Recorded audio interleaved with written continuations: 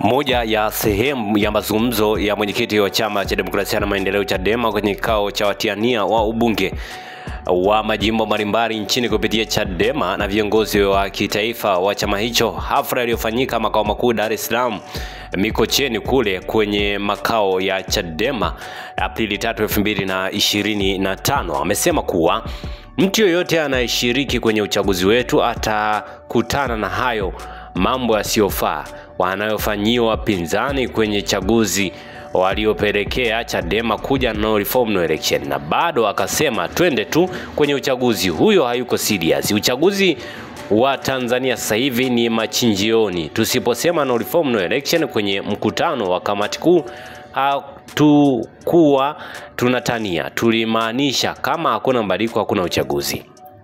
Kama kuna mtu alikuwa anazungumza ili tupandishe dau, huyu jamaa anayezungumza na nyinyi ni Tundu Lissu, mwenyekiti wa Chadema Taifa. Hakuwa anazungumzia ili apandishe dau. Huu ndio msimamo wa chama ambao ulipitishwa na kamati kuu. Mimi sikuwa mwenyekiti wakati huu. Mwenyekiti wa Chadema Taifa kipindi hicho alikuwa Freeman Mbowe. Nilikuwa makamu mwenyekiti tu. Nilikuwa na ushawishi mkubwa kwenye chama, ni kweli, lakini ulipitishwa na kamati kuu ya mwenyekiti Mbowe. Ukapitishwa tukapeleka kwenye baraza kuu la tarehe 20 Januari 2025 na baraza kuu likapitisha msimamo wa kamati kuu, na wakati huo baraza kuu liliongozwa na mwenyekiti Mbowe.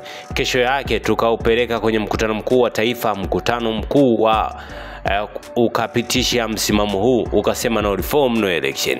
Sasa why mnigande mimi? Kwa hicho ndicho ambacho alikuwa amekizungumza Tundu Antipas. Sio nikisome comment za romba mbali chap chap hapa. Mtu anasema kama CCM hawataki reforms wabaki tu madarakani, tusipoteze pesa kwa kile kinachoitwa uchaguzi wakati hakuna uchaguzi, ni usanii na upigaji wa pesa ambazo ni kodi za wananchi maskini. Mwingine anasema na mimi kama mwananchi ninaunga mkono msimamo mkuu, na kama CCM hawataki reforms basi waendelee kutawala badala kupoteza pesa kulipia kitu kisicho na maana yoyote, huku kuna matatizo rukuki.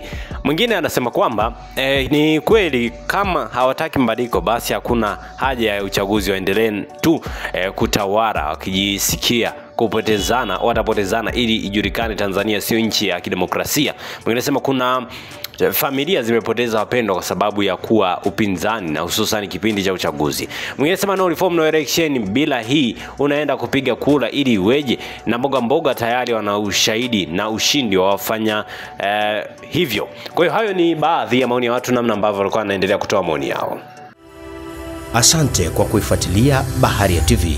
Usisahau kulike, kusubscribe, kucomment na kushare.